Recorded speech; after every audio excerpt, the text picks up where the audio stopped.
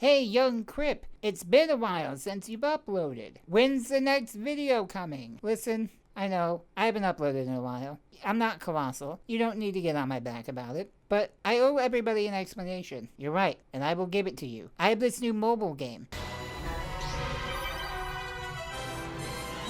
Right? You should check it out. No, but in all seriousness, I needed to go on a spiritual journey to find myself. And in case it isn't obvious, I did. You bet your sweet titties. I fucking found myself. Are you seeing this flower crown? Do you see my glasses? Do you see the crystals behind me? The Buddha? The incense that I have burning? By the way, shout out to Gus and Eddie for that sweet sponsor that they got, selling me the incense. I got a good order. The health incense. You burn it for good health. And I need that. Listen, Gus, Eddie, I've been burning these for days, right? And I still am just a sad, crippled fuck. Can you please, I don't know. It was very misrepresenting. Frankly, I'm thinking about taking legal action, but I'm trying to be a lot more positive. Please, fuck you. Anyways, to get back on track, because positive vibes only. In this spiritual journey, I wanted to share with you, because if you can't share your life experiences with strangers on the internet, it didn't really happen. So I'm going to tell you what happened in this journey. You see, I'm the oldest of 4 boys in my family. It was me, my brother Zane, my brother Tristan, and my brother Kane. Zane, just recently, as of earlier this year, turned 18. So naturally, he's going through the phase of I want to be independent, and I don't need my family. Fair enough, everybody's got to go through that. One day he does decide to come over and he sees me. Basically, my brother saw me and he pretty much compared me to Rickety Cricket from It's Always Sunny. You know, the homeless dude that sucks off dogs. That was me. And he said, I need to get you out of here. We need to go. I was like, Zane, I don't leave. I don't go places. Do you see me? Do you see? I can't even leave. We don't have transportation. He was like, nah, we're leaving. So we go in the driveway. He picks me up, puts me in his car. We leave. My wheelchair's just left in the middle of the fucking driveway. That's what my mom came home to. She was terrified. But it didn't matter because by that time, we were in a whole nother state. We went to a whole nother fucking state. And I hung out with him at his job. He works at a tattoo parlor. Does piercings and shit. He's an apprentice. So, I don't know if you guys know anything about being in a tattoo parlor. You meet some interesting folks. I met people that were from Germany and Poland. That was cool. There was a 13-year-old girl that thought she was the coolest bad bitch because she got her nostril pierced, even though she was a fucking pussy about it. And probably my favorite one that I need is, this person haunts me till this day because I have a lot of questions. You see, she was, how would I describe her? You know what, maybe I shouldn't be the one to describe her because I'm trying to be positive. I'm gonna have my buddy, Colio is Colio. give a explanation as to what kind of woman this was. She was like a marshmallow in the s'more, the cream in the Oreo, the mayonnaise in the assault. She was the big-tittied whole wife that would, be the main attraction in the gorilla enclosure. The type of girl you bring to a baseball game as target practice and she'd still want to be covered in balls.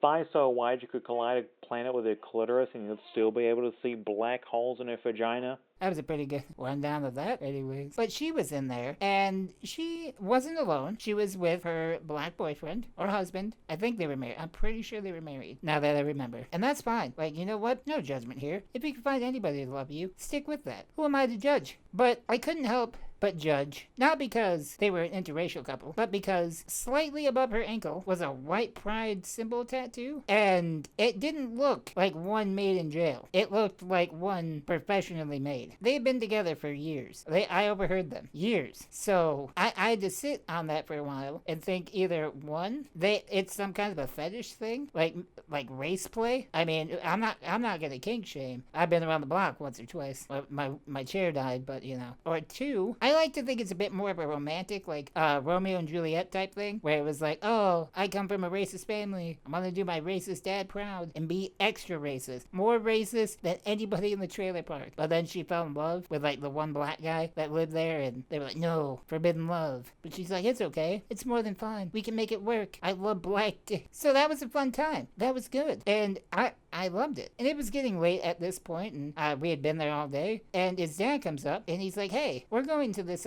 carnival downtown.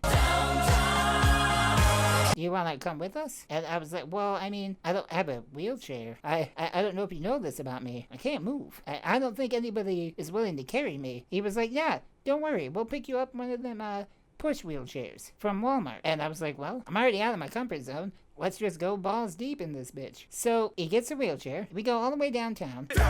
And the neighborhood that we're in, like the area in which we're in, is very nice. This is the creme de la creme of the neighborhood. Like, this is rich white people area. People that own, like, multiple boats and shit. So we're there, and we're having a good time. Carnivals are just a beautiful experience of what American culture really is. Because I got a bucket of nachos. A bucket, okay? That was the measurement. They had small, medium, large bucket. They served their food in buckets, okay? And that's what I got, because it's my God-given right as an American citizen to eat out of a bucket like a homeless man. While we're smacking down food that's deep fried and covered in just cheese, I couldn't help but overhear in the distance a band playing. Now, it's very common that they have music at these type of festivities, but it was like a boy band, consisted of 3 dudes, 1 girl. They made very clear that they had a girl member because they were trying to, I don't know, rile up the feminists in the crowd to get them all excited and their panties wet, but I mean, nobody really cared. But people were vibing with it, and at one point they said, this next song goes out to all you millennials out there, and then proceeded to play Despacito. I wish I was joking. That actually happened. I died on the inside. Despacito sounds a lot different than what I remember. Anyways, the next point in the story. So I think that's it. We're having a good time. We've been here for a little while, just sightseeing, you know, going through all the different places, playing a few games, and that's when my brother's dad is like, hey, you want to get on the Ferris wheel? Now, I've never been on the Ferris wheel. You know, so I think, again, I'm already out of my comfort zone. Let's fucking do it. So we get in there, and it was like the VIP treatment. I'm kind of used to this, but it'd been a while, where like they saw that I wanted to get on, and everybody was just like, yeah, let's just let him on. Just him and his family, let him on there. It was kind of nice. It was sweet. And my brother picks me up.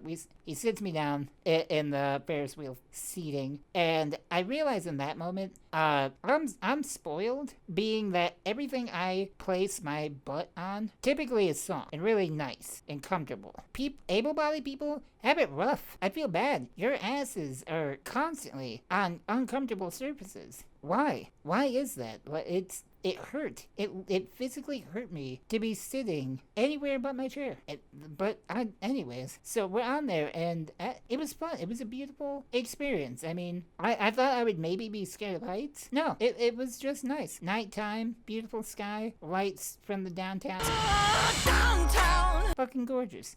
Wouldn't trade it for the world. And when I was getting off, some issues occurred, because I've explained before, I have a bad respiratory system, and sometimes I need to cough out all the gross things that gather up in my lung. And in order to do that properly, I kind of need to be at an angle that's not me sitting straight up. And my push wheelchair that I was in doesn't do that. So I tell my brother, hey, just lay me down in the grass for a second. And maybe that was a little weird, but I mean, people were sitting in the grass already, so whatever. But it was a bad cough, and it did visually look bad. Alright, like, imagine this. My brother laying, like, over me while I'm on the ground, holding my head, and I'm just red in the face, like...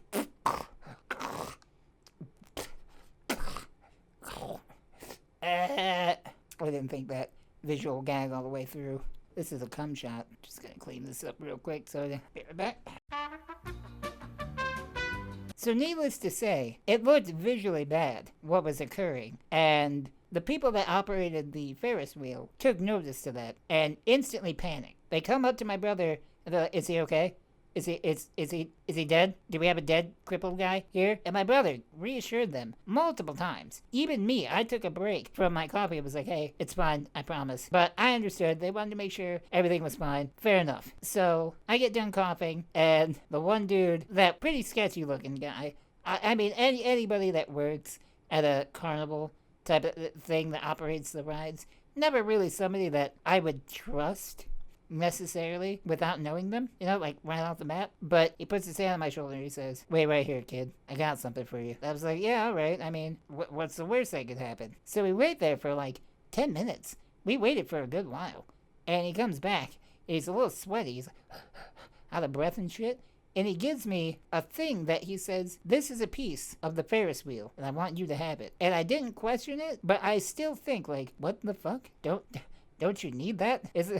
How many times have you done this? How many, like, do you just take pieces and give to children till eventually it just fucking falls apart? I really was hoping that night that I would hear about, like, how the Ferris wheel fell apart and killed everybody, and thinking, like, well, that was my fault. I had the piece right here. Fucking bitch. But on the way home, I realized that was a good experience. That was really nice. It was really beautiful. I wouldn't have traded it for the world. And really, life is just a series of stories, experiences, and you learn from them. Not all of them are good. Not all of them are bad. But ultimately, that's life. You know? That's a beautiful thing. So that was the story. And I hope it was entertaining enough. Because really, I need to stop recording. My room, it fucking reeks of just gross. I'm never burning any of those again. So thank you. Remember, like, comment, subscribe. Blah. Fuck off. Been under press, baby, I'm under press. Under press, baby, been under press. Been under press, baby, been under press. Been under press, baby, been under press. I might sleep for 4 days and never